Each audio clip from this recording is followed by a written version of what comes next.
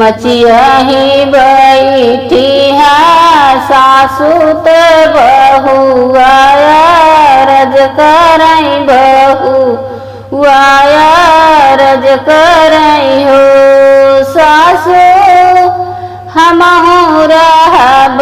छठ सासू मांगाई दे तू हम कापी अरिया हमहु छठी भूखब हमहु छठी पूजब हो सासू मांगाई दे तू हम कापी अरिया हमहु छठी भूखब हमहु छठी पूजब हो। इतनी बचना सुनी सासू बोलहु नाही पावई ननद उठी बोलई ननद उठी बोलई हो भौजी तू तो जनमावा के बाझिनी छठी कैसे भूख भूत छठी कैसे पूजबी हो भौजी तू तो जनमावा के बाझिनी छठी कैसे भूख भूत छठी कैसे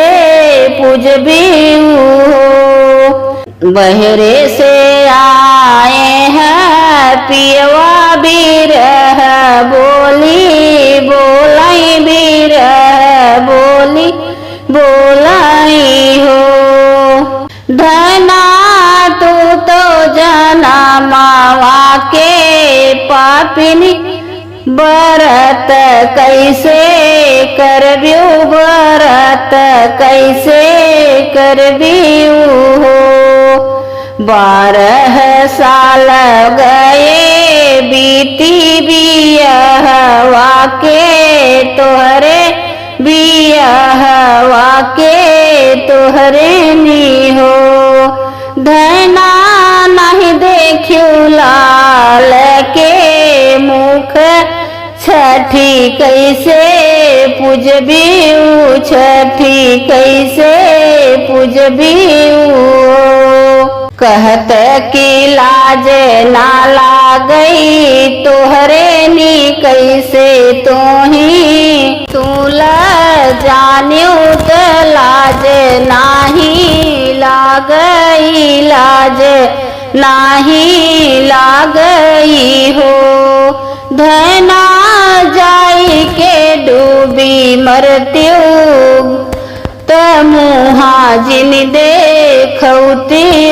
मुहा जिन देखौती धना जाई के डूबी मरी जाती मुहा जिन देखौती मुहा जिन देखौती इतनी बचना सोनी धनिया त घरा से नी करी गई घरा से नी करी गई हो जाई पहुँची बाबा के दूरवा देवड़िया के ठड़ भाई देवड़ी के ठड़ भाई हो मैया खोल दे तू चंदन के वड़िया भीतरा चली